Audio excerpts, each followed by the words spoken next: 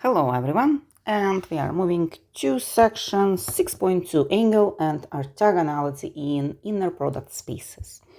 You probably remember from somewhere like high school that like a standard dot product for 2 or 3D vectors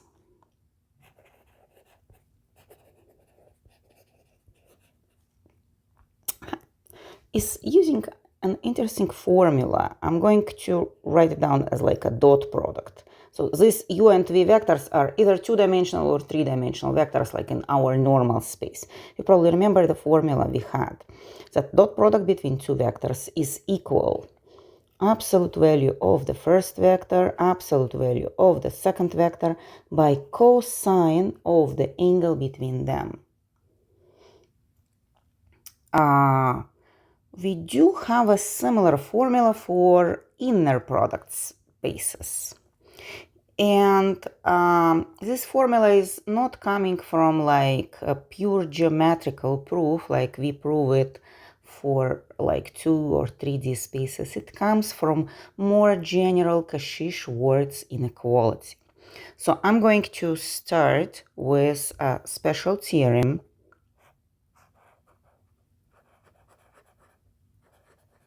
And this theorem also called Cauchy-Schwarz inequality.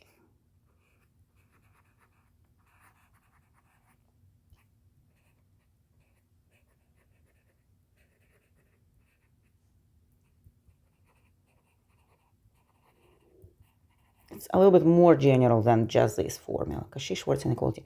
And today I'm not going to prove this theorem. I'm going to prove it in class because proof is going to take about like 10 minutes. So I'm just going to give you the theorem. Imagine that we have a vector space V plus inner product is defined, plus inner product.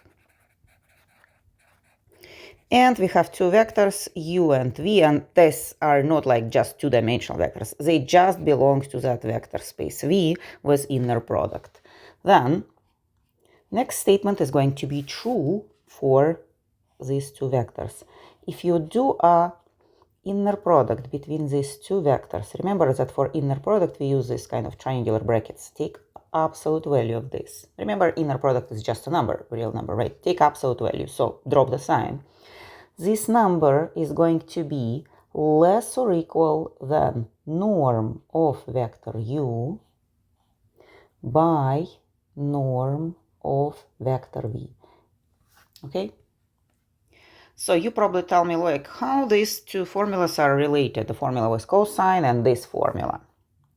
Well, one of the consequences of this inequality is going to be next. I'm going to rewrite the formula slightly different. So how am I going to do it? I'm going to actually divide left and right side of this formula by norm of u and norm of v. So I'm going to write it down like this. Absolute value of u by v divided by norm of u, norm of v is going to be then less or equal than 1. Well, just because I'm going to divide by them, I'm going to just have like, if I divide by them, I'm just going to have 1, right? Norm of u and norm of v are always positive. Remember that the property of positivity. And we are not going to consider that they are equal to 0. I mean, for 0, we are going to just kind of, well, if one of them is 0, then dot product is 0, and we are going to just have equal sign. So let's imagine that, kind of assume that u norm and v norm are not equal to 0. Like both of them are not equal to 0. 0 case, separate case. Well, if they are not equal to 0, they are positive. And instead of writing down absolute value around dot product, I can write down absolute value around the whole expression, just because these are two positive numbers, and I can bring them inside of absolute value. So I can write it down like this. u, v, inner product, divided by norm of u, norm of v, is less or equal than 1. and this is absolute value. So these double lines are norm, and norm is a square root of like squares of the coordinates, right? And this is absolute value. Absolute value just drops a sign. Now guys, remember that if some number a is less or equal than number b, actually this is two inequalities, which we usually write it like this. A is less or equal than b, and a is greater or equal than negative b. Well, you probably remember that x, absolute value, is less or equal than 3 means that x is actually from -3 to 3. Just to remind you. Well, the same logic can be used over here, and we can write down that dot product of u, inner product of u and v divided by norm of u by norm of v is going to be less or equal than 1 and greater or equal than -1. That's just the negative part, right? Now, we are going to recall that we do have a similar inequality for some trigonometric function. Remember, cosine of theta is less or equal than 1 and greater or equal than -1. The graph of cosine is going to be looking like this, right? That's 1, and this is -1, and this is 2 pi. So, well, we see that actually just because this number sits between -1 and 1, it satisfies condition for cosine. Why don't we name it cosine? Why don't we call cosine of theta between these two vectors as inner product between vectors divided by the norm of u multiplied by norm of v. So we are going to define it actually this way. So now we can find cosine of angles between two vectors. Generally speaking, for geometrical stuff, which is like two-dimensional vectors and three-dimensional vectors, it's going to produce the very same formula we have over here. If you imagine this formula divided by v and u length, that's going to be exactly same expression. For non-geometrical vectors which are, for example, matrices, of course, it makes probably no sense to talk about angle between matrices, but we can talk about cosine of the angle because it's a number. Angle between matrices is going to be hard to imagine like geometrically, but you know, it's just a number. Number can be used for some other problems or solving. Okay. So what else do we need to know? Well, you know that sometimes dot product or inner product, is going to be equal to 0. From where we are going to make a conclusion that cosine of these like two vectors is going to be equal to 0. And cosine equals to 0 over here, and this is actually pi over 2. Pi doesn't look like pi, sorry. Going to fix it. Pi over 2 or 90 degrees, right? So theta equals pi over 2 or 90 degrees. We are going to call vectors u and v, which are satisfying that orthogonal.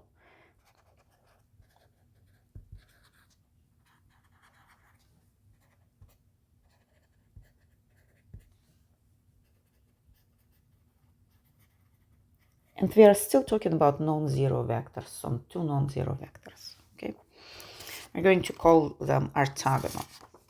Well, I'm going to consider a couple of examples, like maybe to verify or how everything is working over here. So example number 1, somebody gives me two standard vectors, 2, 1, 3, and the second vector is 1, 7, 3, and the question is if they're orthogonal or not. How do we check it? Well, we just check inner product between them. Because it's a standard three-dimensional space, inner product is going to be just a standard dot product. So we multiply 2 by 1 plus 1 by 7 plus 3 by 3. So I multiply x components and then y components and then z components. And I'm going to get some number. And, well, we kind of probably gonna see very easily that this number is not going to be equal to 0, and rather it's going to be equal to 18, not equal to 0. So we are going to make a conclusion that they are not orthogonal.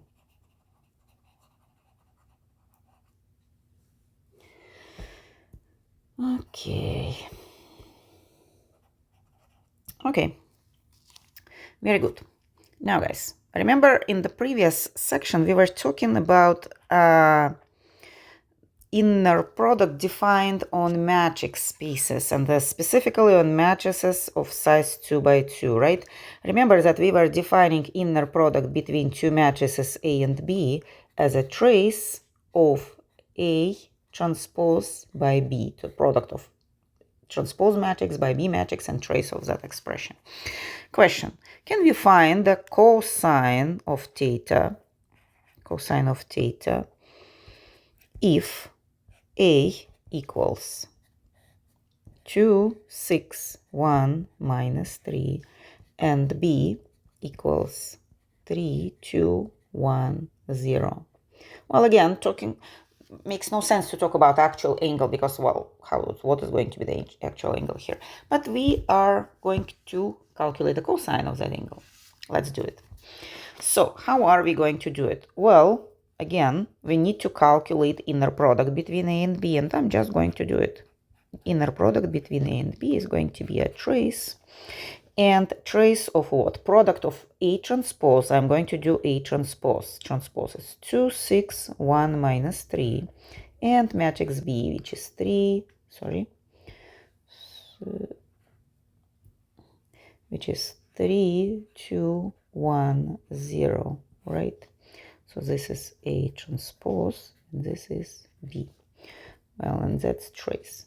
Well, again, guys, remember that trace is calculated only for diagonal elements. So I'm not going to do the full multiplication. I'm going to calculate only diagonal elements. So my first diagonal element is going to be intersection of row number 1 and column number 1. And that's going to produce element over here, this element. Well, so what we have, 2 by 3 is 6, 1 by 1 is 1. So 6 plus 1 is 7.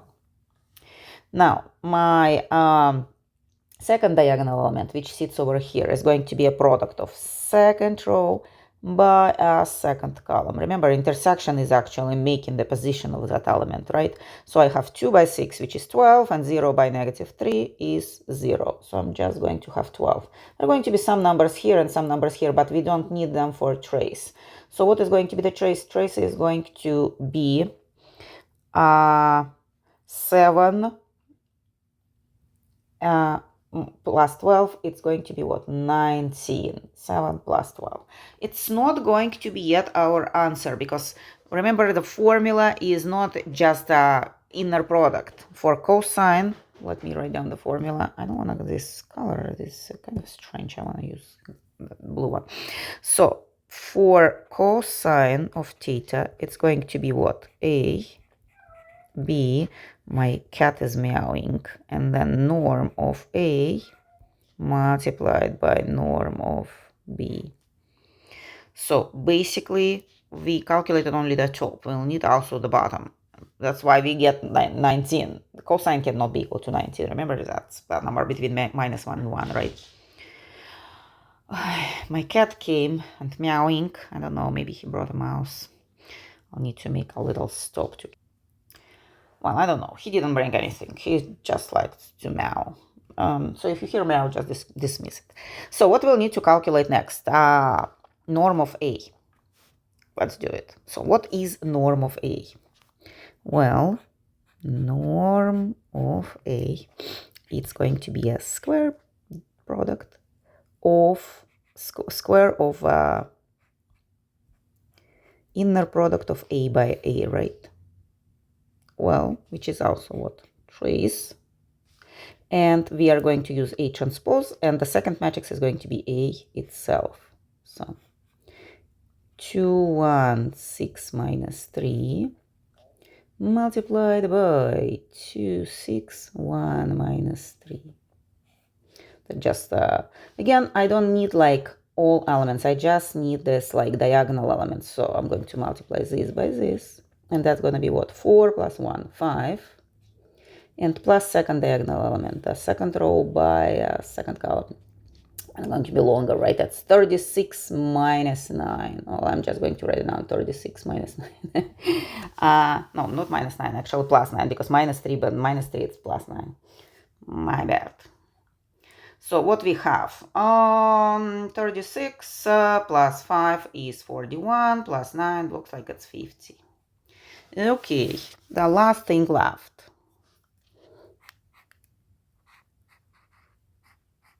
Same for matrix B. So we need B, B. And that's going to be a trace. Now I'll need to do B transpose. And B transpose, let me kind of draw it down. So B transpose is 3, 2, 1, 0 multiplied by 3, 2, 1, 0. This way, right? Okay, again, because I don't need all elements, just diagonal elements, I'm going to multiply my first row by first column, and that's 3 by 3, 9, plus 1 is 10, right? And my second row by second column is 2 by 2 plus 0 plus 4. I'm doing the trace of diagonal elements, so I'm getting 14. So, what I forgot? I forgot about the square root, because I kind of was writing down only trace, but it's supposed to be a square root here, a square root here, and a square root here. And I'm going to write down the big square root here, and the big square root here, and big square root here. Perfect. Now I'm ready to substitute everything into my formula. So what I have, I already forgot what was the dot product, 19. So I have cosine of theta equals 19 divided by square root of 50 and the square root of 14. Well, I'll probably take a calculator and calculate that decimal. Okay, guys, I calculated that it's approximately equal 0.718. And there are more digits. I'm going to just kind of round up to 3 digits. So that's going to be the cosine of the angle between two matrices. Okay. Okay, guys, one more thing in this section. And again, it's unfortunately going to be the theorem which I'm going to prove in class. It's not going to be that super long. Actually, I can even ask you to check this theorem because it's going to be just verification of something. So, definition. Guys, I'm going to write down definition and then kind of continue. Okay, guys, so we're going to define orthogonal complement. What is orthogonal complement? I'm going to read the definition and then try to draw the picture. So orthogonal complement is a subspace of space V. Imagine that this is space V. It's a subspace of space V. I'm going to label it with like this special sign, for which all vectors here are orthogonal to some other vectors in subspace W. So basically, guys, we have a big space V. In that space V, we have a subspace W, smaller subspace, right? Something like sitting inside. And there are some other set of vectors which are all perpendicular or orthogonal with like inner product equals to 0, two vectors here. This subspace W orthogonal is going to be called orthogonal complement. Simple example. Before we kind of move to the theorem. Imagine three-dimensional space X, Y, and Z. Well, they're just R3, right? Imagine subspace of R3, which is going to be X, Y plane. So that's going to be my W.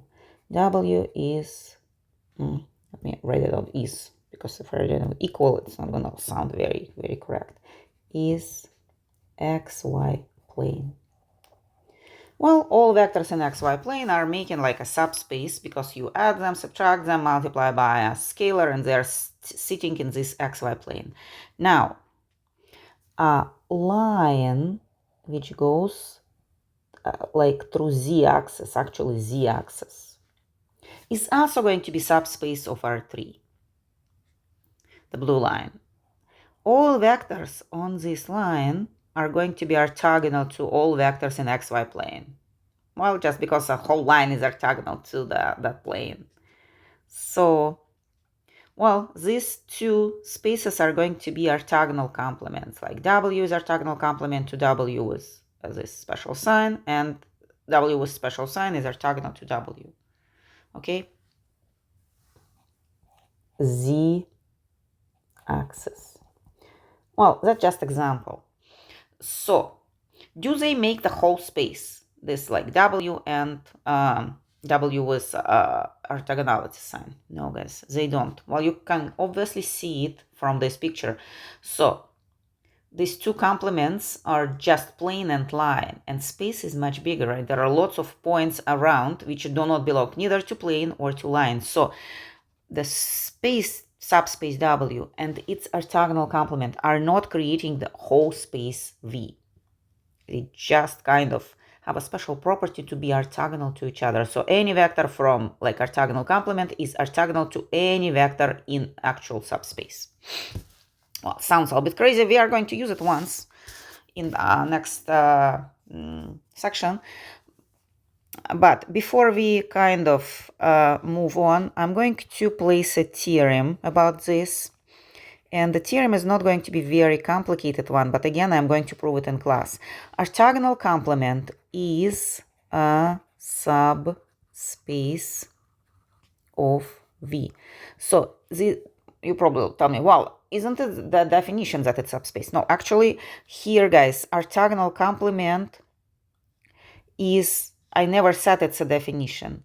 I'm saying that a set can be like not necessarily a space, right?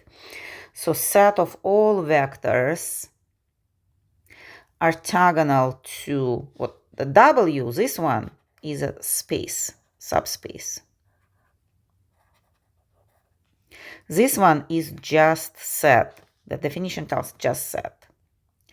Well, the next theorem is going to tell that this set is going to be a subspace.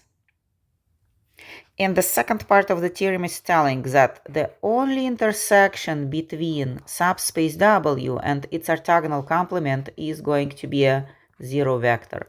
Well, we can probably see it from my picture of example, right? The only intersection between these two, subspace and W and orthogonal complement, is actually 0.000, right?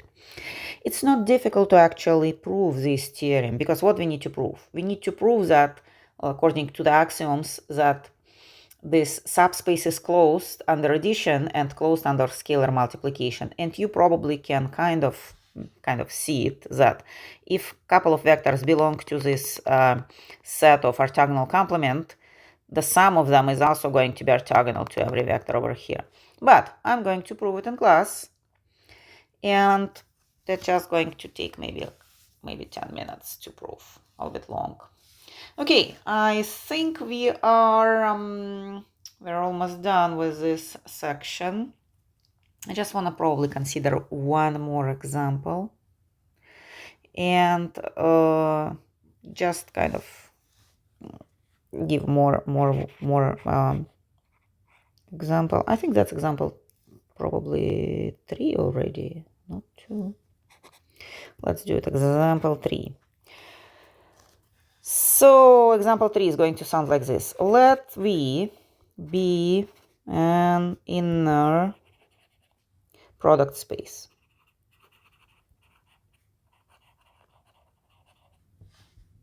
Show that if W is orthogonal to two vectors u1 and u2, then W is orthogonal to a linear combination of them, k1 u1 plus k2 u2. Well, basically a very simple kind of problem. Let me kind of explain how to solve it. So we know that W orthogonal to both vectors. We need to prove that it's orthogonal to a linear combination. Well, and that's actually a good problem which is going to help to prove the theorem later. So how do we prove that it's orthogonal? How do we prove this? We are literally going to check it, right? What I'm going to do, guys, I'm going to find the inner product between W and k1 u1 plus k2 u2. Well, what is going to be inner product? Inner product is going to be using the property of like addition. What I can do, I can take this vector, exchange it with W, and then open like use distributive flow. So I'm going to have like K1 U1 W plus K2 U2 W. So I did kind of two operations at once. I kind of exchanged the last vector and the first vector, and then I split the first vector into two parts now because it has a plus. Now I can take the constant, the scalar outside of the inner product. So I'm going to have K1 U1W plus K2 U2W. Now I'm going to use a given fact that W is orthogonal to U1 and W is orthogonal to U2, which is going to mean that this one is equal to 0 and this one is equal to 0 by definition of orthogonality. So I have K1 multiplied by 0 plus K2 multiplied by 0, which is going to be 0. So actually I proved my point that W is orthogonal to the linear combination. Okay, that's all for section 2. Again, two theorems I'm going to prove in class: Cauchy-Schwarz inequality and theorem about orthogonal complement.